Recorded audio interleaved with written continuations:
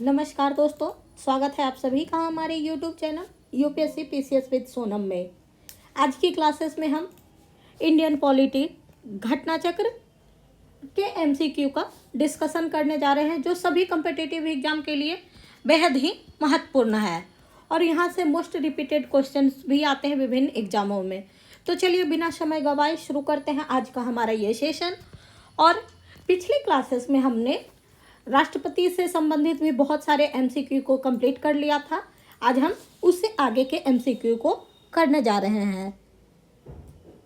मुझे उम्मीद है कि आप लोग सभी अच्छे होंगे और बहुत जल्द ही निम्नलिखित कथनों पर विचार कीजिए भारत में राष्ट्रपति चुनाव के निर्वाचक मंडल में। तो पहला कथन है कि विधानसभा के निर्वाचित सदस्यों के मत का मूल्य राज्य की जनसंख्या बटे राज्य की विधानसभा में निर्वाचित सदस्यों की संख्या गुने 100। प्रश्न में कहा गया है कि कौन से कथन सही है।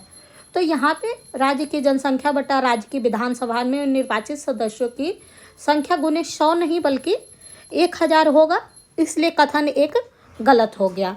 तो अगर हम ऑप्शन एलिमिनेट करना चाहेंगे तो ऑप्शन सी और ऑप्शन ए एलिमिनेट होता है।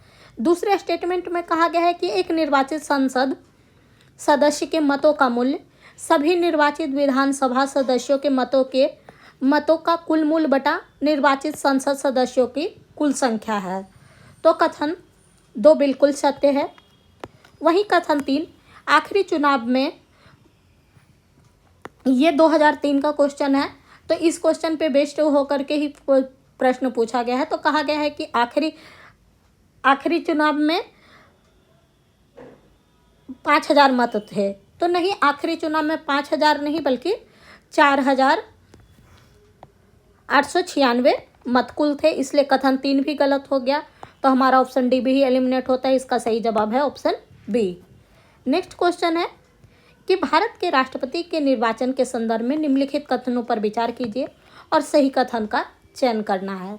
तो अगर ऐसे स्टेटमेंट बेस्ड क्वेश्चन आते हैं तो हमें सबसे पहले अपना ऊपर का देखना है और नीचे का सबसे विशेष ध्यान रखना है, क्योंकि कभी पूछता है कि कौन से सही है, कभी ये भी प्रश्न आता है कि इनमें से कौन सा सही नहीं है। तो संविधान के आर्टिकल 55 में राष्ट्रपति के निर्वाचन से संबंधित प्रावधानों का वर्णन है कि राष्ट्रपति का निर्वाचन अनुपातिक प्रतिनिधित्व पद्धति के अनुसार एकल संक्रमणीय मत प्रणाली द्वारा होता है। इसमें कहा गया कि प्रत्येक एमएलए के वोट का मूल्य अलग अलग राज्यों में अलग अलग होता है।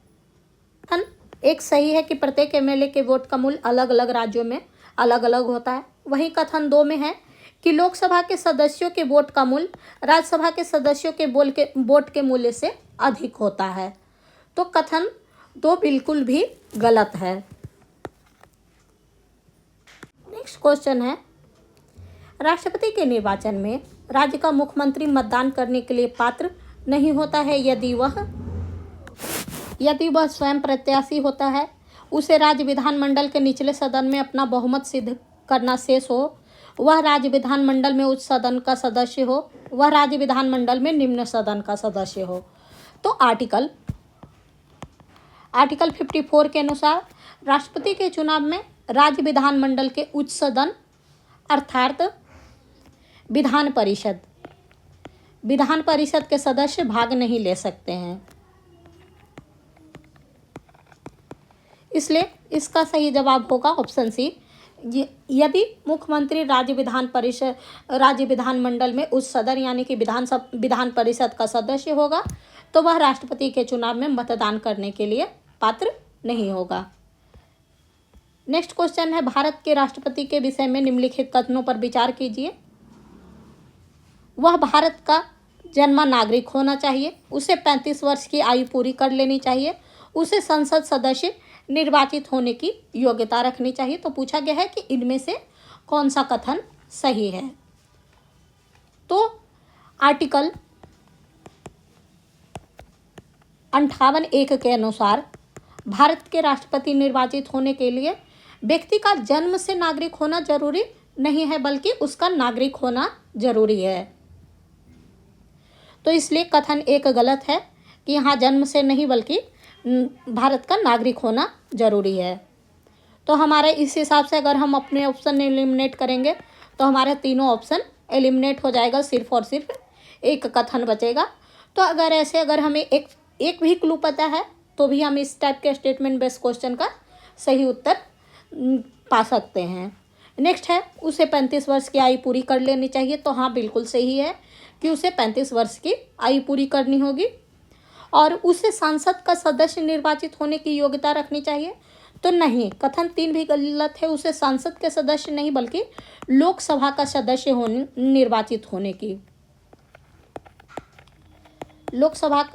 निर्वाचित होने की योग्यता होनी चाहिए।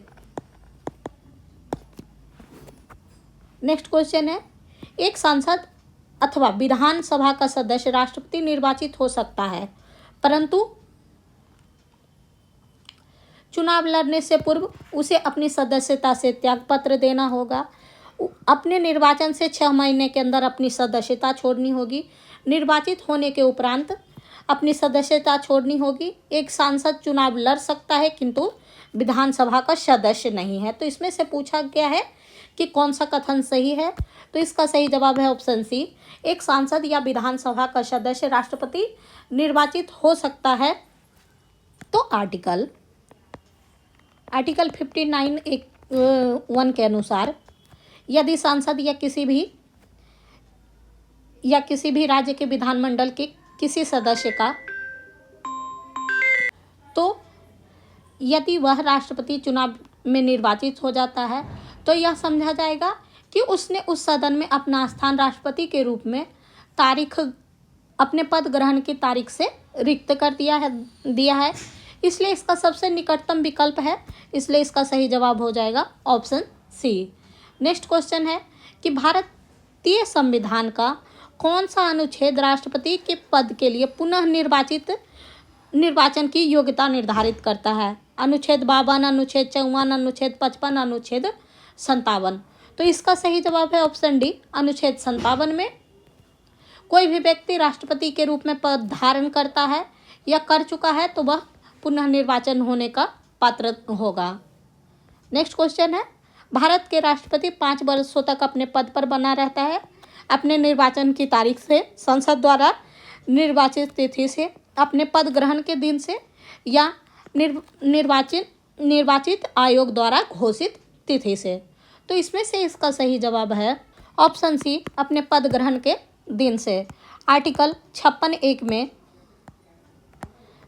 में भारत के राष्ट्रपति अपने पद ग्रहण करने के दिन से 5 वर्षों तक अपने पद पर रहेंगे, लेकिन वो अपना पद तभी छोड़ेंगे जब नए राष्ट्रपति का निर्वाचन हो जाता है।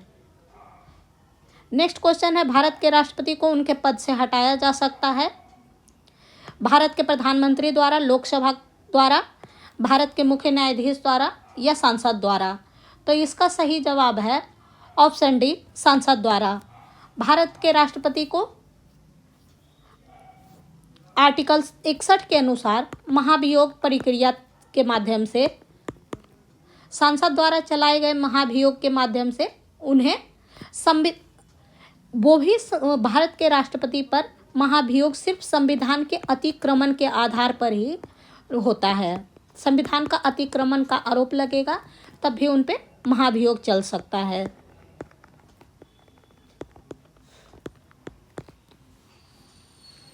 और राष्ट्रपति से संबंधित सारे प्रश्न इसलिए भी इम्पोर्टेंट है क्योंकि आजकल राष्ट्रपति, उपराष्ट्रपति, सेंटर स्टेट का कॉन्फ्लिक्ट ज़्यादा बना हुआ है। नेक्स्ट क्वेश्चन है, भारत के राष्ट्रपति पर महाभियोग का आरोप संसद के किस सदन द्वारा लगाया जा सकता है। लोकसभा, राज्यसभा, संसद के किसी भी सदन द्वारा या उपयुक्त में से कोई नहीं। तो इसका सही जवाब है ऑप्शन सी, संसद के किसी भी सदन द्वारा। आर्टिकल 61(a) में इसका वर्णन है कि राष्ट्रपति पर महाभियोग संसद के किसी भी सदन द्वारा लगाया जाएगा, लेकिन आर्टिकल 61(3) सब क्लॉज 3 के अनुसार दूसरा सदन उस आरोप का अन्वेषण करेगा या करवाएगा। ऐसे में अन्वेषण में राष्ट्रपति को स्वयं उपस्थित होने का और अपना प्रतिनिधित्व करने का अधिकार होगा। यानी कि अगर राष्ट्रपति पे लोकसभा द्वारा महाभियोग का आरोप लगाया जाता है तो राज्यसभा उसका अन्वेषण करेगा, यानी इन्वेस्टिगेशन करेगा या फिर करवा सकता है, और राष्ट्रपति स्वयं भी उपस्थित होंगे तथा अपने प्रतिनिधित्व भी करेंगे। नेक्स्ट है, भारत के राष्ट्रपति पर महाभियोग चलाने के लिए कम से कम कितने दिन पूर्व की सूचना देनी होगी? 7 दिन, 14 दिन, 21 दिन, 30 दिन। तो इसका सही जवाब है ऑप्शन बी, भारत के राष्ट्रपति पर महाभियोग चलाने के लिए 14 दिन पूर्व की सूचना देनी होगी, और इसका प्रावधान आर्टिकल 61(2) में किया गया है।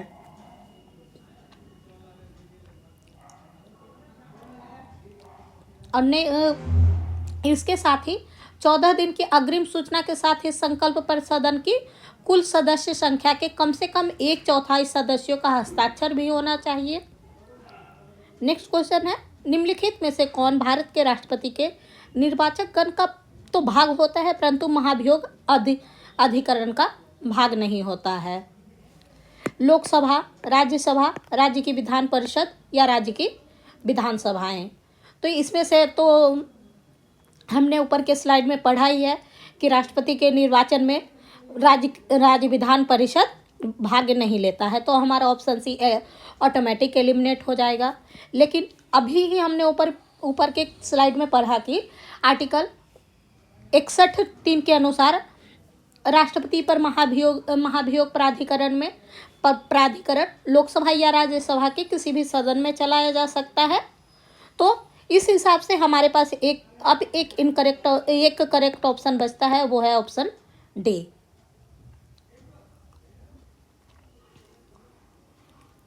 नेक्स्ट क्वेश्चन है, राष्ट्रपति पर महाभियोग यह एक अर्धन्यायिक प्रक्रिया है। अर्धन्यायिक प्रक्रिया है।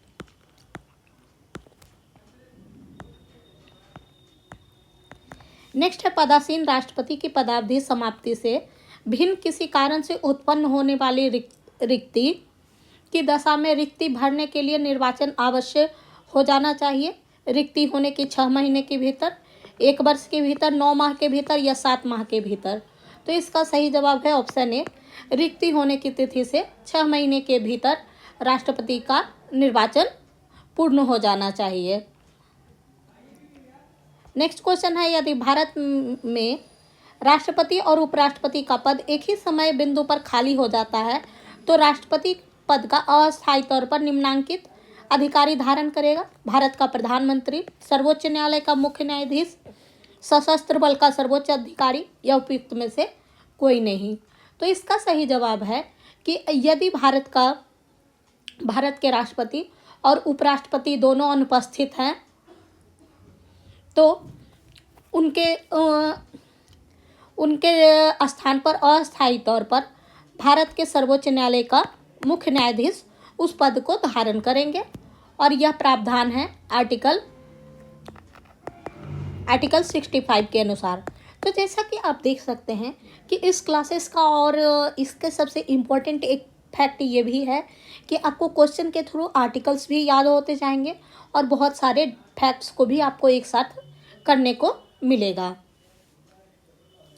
नेक्स्ट है, भारतीय संविधान के निम्नलिखित में से किस एक संशोधन द्वारा राष्ट्रपति का कोई भी मामला मंत्रिपरिषद द्वारा पुनर्विचार किए जाने के लिए वापस भेजने का अधिकार दिया गया है? 39वां, 40वां, 42वां, 44वां। तो इसमें से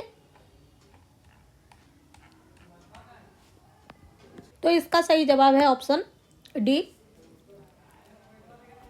आर्टिकल 74 सब क्लॉज 1 के अनुसार भारत का राष्ट्रपति को कोई भी मामला मंत्रिपरिषद द्वारा पुनर्विचार के लिए वापस भेजने का अधिकार है, और 44वें संविधान संशोधन 1978 में हुआ था। नेक्स्ट क्वेश्चन है, राष्ट्रपति लोकसभा को कब भंग कर सकते हैं? प्रधानमंत्री के भारत के प्रधान न्यायाधीश की अनुशंसा पर, लोकसभा की अनुशंसा पर, केंद्रीय मंत्रिमंडल की अनुशंसा पर या राज्यसभा की अनुशंसा पर? तो इसका सही जवाब है ऑप्शन सी, केंद्रीय मंत्रिमंडल की अनुशंसा पर। आर्टिकल 85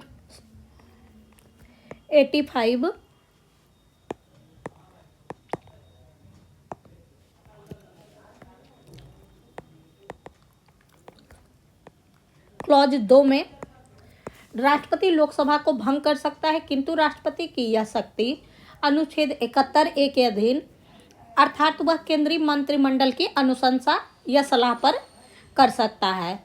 और मंत्रिमंडल में कैबिनेट स्तर के मंत्री शामिल होते हैं,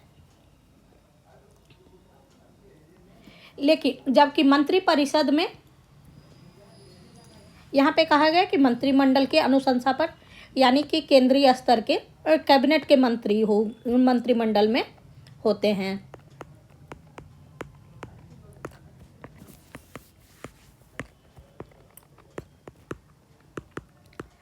हालांकि मंत्रिपरिषद द्वारा लोकसभा में बहुमत खो जाने पर उसके द्वारा दी गई लोकसभा को समय पूर्व भंग करने की सलाह राष्ट्रपति पर बाध्यकारी नहीं होता है। नेक्स्ट क्वेश्चन है, निम्नलिखित में से कौन सा अभिव्यक्ति भारत के संविधान के अनुच्छेद 108 के अंतर्गत संसद के दोनों सदनों की संयुक्त बैठक आहूत करने की सूचना के संबंध में उचित है? राष्ट्रपति का आशय, राष्ट्रपति का निर्देश, राष्ट्रपति का विवेक या राष्ट्रपति की सहमति? तो इसका सही जवाब है ऑप्शन ए, राष्ट्रपति का आशय संविधान के अनुच्छेद 108 के अंतर्गत दोनों सदनों की संयुक्त बैठक को आहूत करने का अधिकार देता है। राष्ट्रपति विधेयक पर विचार विमर्श करने और मतदान के प्रायोजन के लिए संसद के दोनों सदनों की संयुक्त बैठक को अधिवेशित करने के लिए सूचनाएं दे सकते हैं। नेक्स्ट क्वेश्चन है,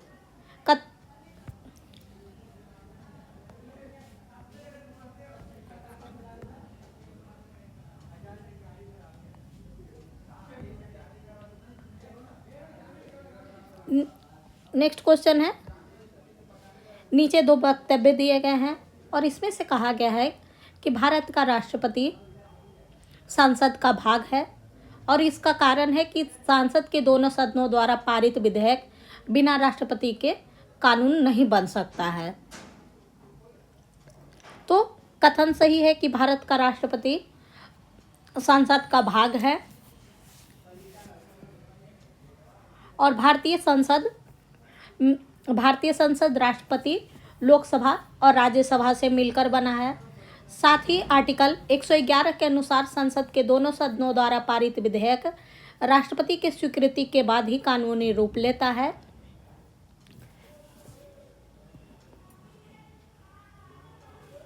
तो इसका सही जवाब है ऑप्शन ए, कथन और कारण दोनों सही है और कारण कथन की सही स्पष्टीकरण भी कर रहा है। नेक्स्ट क्वेश्चन है, एक विधेयक जो संसद में प्रस्तुत किया जाता है कौन सी क्रिया के बाद अधिनियम बन जाता है?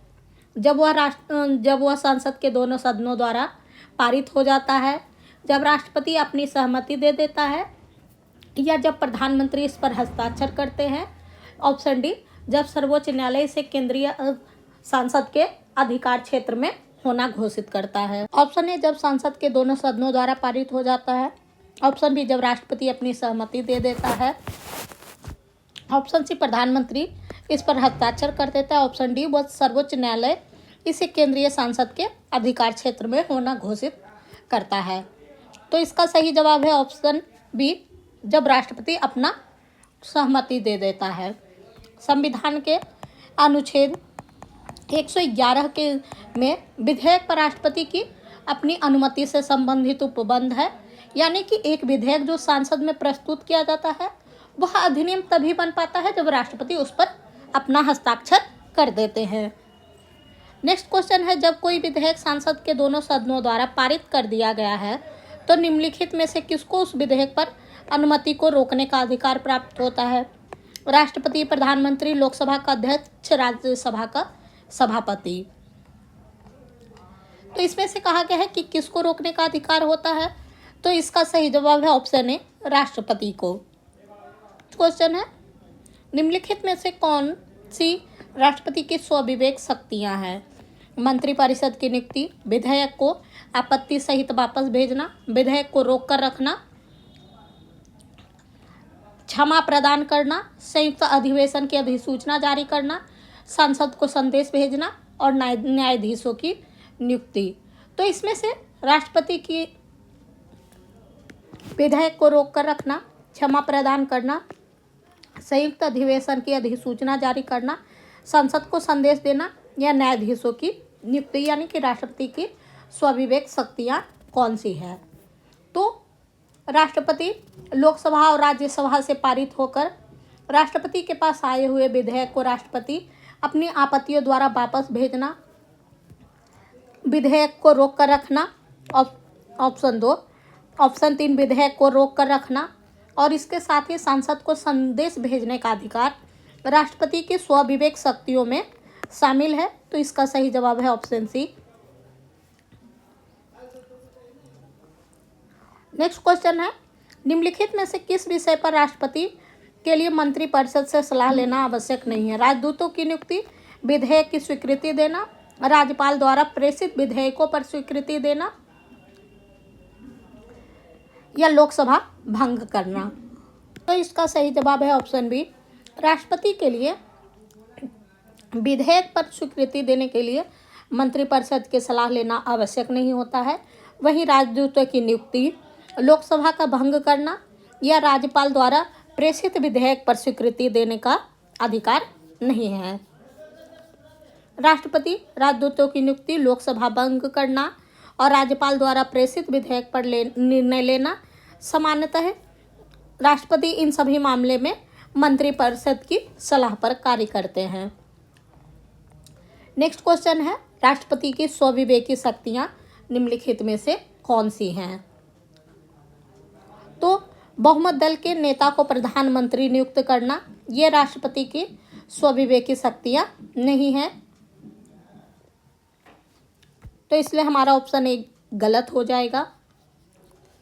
तो इस हिसाब से अगर हम एलिमिनेट करना चाहेंगे तो हमारा ऑप्शन ए और सी एलिमिनेट हो जाएगा। संसद का विशेष अधिवेशन बुलाना, ये भी राष्ट्रपति की स्वविवेक की शक्तियाँ नहीं है।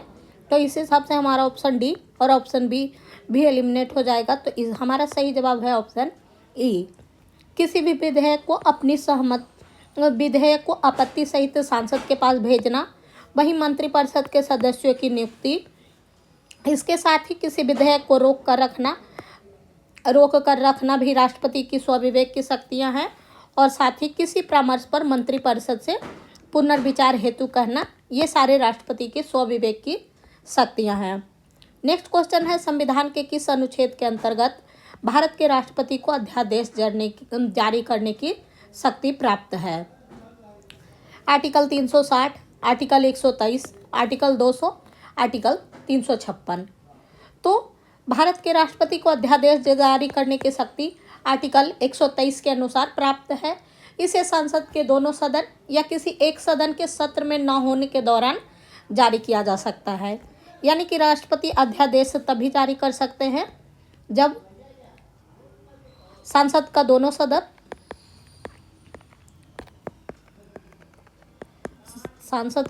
सदन या एक सदन सत्र में ना हो।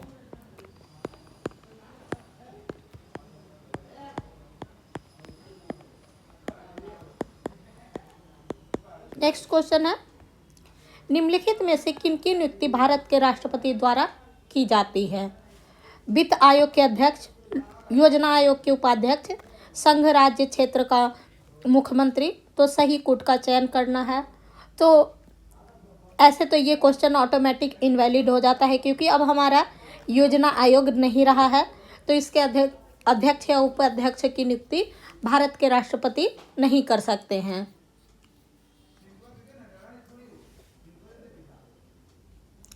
वहीं वित्त आयोग के अध्यक्ष की नियुक्ति भारत के राष्ट्रपति करते हैं आर्टिकल 280(1) के अनुसार। इसके साथ ही संघ राज्य क्षेत्र के मुख्यमंत्री की नियुक्ति भी करते हैं आर्टिकल 239 क 5 के अनुसार। तो इसका सही जवाब है ऑप्शन सी। नेक्स्ट क्वेश्चन है, भारत के राष्ट्रपति को यह अधिकार प्राप्त नहीं होता है कि वह क्षमादान करे, सर्वोच्च न्यायालय के न्यायाधीश को हटाए, आपातकाल की घोषणा जारी करे या अध्यादेश जारी करे। तो इसका सही जवाब है ऑप्शन बी। भारत सर्वोच्च न्यायालय के न्यायाधीश को, किसी भी न्यायाधीश को उसके पद से तब तक नहीं हटाया जा सकता है जब तक उस पे कदाचार साबित ना हो या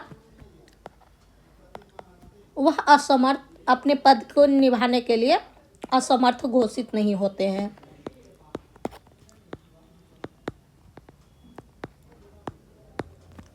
नेक्स्ट क्वेश्चन है, भारत के राष्ट्रपति को क्षमा प्रदान करने की शक्तियों में क्या सम्मिलित नहीं है? क्षमा, लघुकरण, परिहार, विराम, प्रविलंबन, रोक या निरंतरता। तो इसमें से पूछा गया है कि भारत के राष्ट्रपति आर्टिकल 72 के अनुसार भारत के राष्ट्रपति किसी अपराधी को दोषी ठहराए गए व्यक्ति के दंड को क्षमा कर सकते हैं, उसका प्रविलंबन कर सकते हैं, उसका लघुकरण कर सकते हैं, विराम, कुछ पल के लिए विराम लगवा सकते हैं या परिहार करवा सकते हैं, लेकिन उस पर रोक नहीं लगा सकते हैं और साथ ही उसकी निरंतरता को भी भंग नहीं कर सकते। तो इसलिए इसका सही जवाब है ऑप्शन ई। नेक्स्ट क्वेश्चन है, निम्नांकित में से किस प्रकार के प्राधिकार भारत के राष्ट्रपति को प्राप्त है? वास्तविक और लोकप्रिय, औपचारिक और विधिक, राजनीतिक और नाममात्र, संवैधानिक और नाममात्र। नीचे दिए गए कूट का सही जवाब देना है। तो भारत के राष्ट्रपति को संविधान के तहत प्राधिकार औपचारिक एवं विधिक तथा संवैधानिक और नाममात्र का प्राधिकार प्राप्त है। तो इसका सही जवाब है ऑप्शन 2 और 4। तो हमारे ऑप्शन में है ऑप्शन डी, क्योंकि भारत का राष्ट्रपति वास्तविक नहीं है और साथ ही वो राजनीतिक भी नहीं है। नेक्स्ट क्वेश्चन है, और ये आज का हमारा थर्ड लास्ट क्वेश्चन है, भारतीय संविधान के अनुसार भारत के राष्ट्रपति का कर्तव्य है कि वे निम्नलिखित में से किसको या किनको संविधान के पटल पर रखवाए? संघ वित्त आयोग की सिफारिश को, लोक लेखा समिति के प्रतिवेदन को, नियंत्रक महालेखा परीक्षक के प्रतिवेदन को या राष्ट्रीय अनुसूचित जाति आयोग के प्रतिवेदन को? तो संघ वित्त आयोग राष्ट्रीय अनुसूचित जाति आयोग की स्थापना, नियंत्रक एवं महालेखा परीक्षक की नियुक्ति राष्ट्रपति द्वारा की जाती है, जबकि लोक लेखा समिति की स्थापना लोकसभा और राज्यसभा के सदस्य मिलकर करते हैं और इसके अध्यक्षों की नियुक्ति भी लोकसभा सदस्यों द्वारा की जाती है। और राष्ट्रपति द्वारा संघ वित्त आयोग की सिफारिश, नियंत्रक एवं महालेखा परीक्षक के प्रतिवेदन और राष्ट्रीय अनुसूचित जाति आयोग के प्रतिवेदन को क्रमशः संविधान के अनुच्छेद 281, 151 और 338 के तहत संसद के पटल पर रखवाने का अधिकार है। तो यानी कि राष्ट्रपति को सिर्फ लोक लेखा समिति के प्रतिवेदन को रखवाने का अधिकार नहीं है। संघ लोक सेवा आयोग के यानी कि आर्टिकल 281, नियंत्रक एवं महालेखा परीक्षक आर्टिकल 51(1) के तहत और प्रतिवेदन को संसद के पटल पर रखवाने का अधिकार है। तो इसका सही जवाब है ऑप्शन सी। नेक्स्ट क्वेश्चन है, निम्नलिखित में से कौन सा संवैधानिक विशेषाधिकार राष्ट्रपति का नहीं है? साधारण बिल को पुनर्विचार हेतु लौटाना, वित्त बिल को पुनर्विचार हेतु लौटाना, लोकसभा को भंग करना, प्रधानमंत्री की नियुक्ति करना। तो इसमें से राष्ट्रपति का संवैधानिक विशेषाधिकार वित्त बिल को पुनर्विचार के लिए लौटाना राष्ट्रपति का अधिकार नहीं है। नेक्स्ट है, निम्नलिखित में से किसी भौगोलिक क्षेत्र को अनुसूचित क्षेत्र घोषित करने का संवैधानिक अधिकार किसको प्राप्त है? राज्यपाल, मुख्यमंत्री को, प्रधानमंत्री को, राष्ट्रपति को? तो इसका सही जवाब है ऑप्शन डी, राष्ट्रपति को है।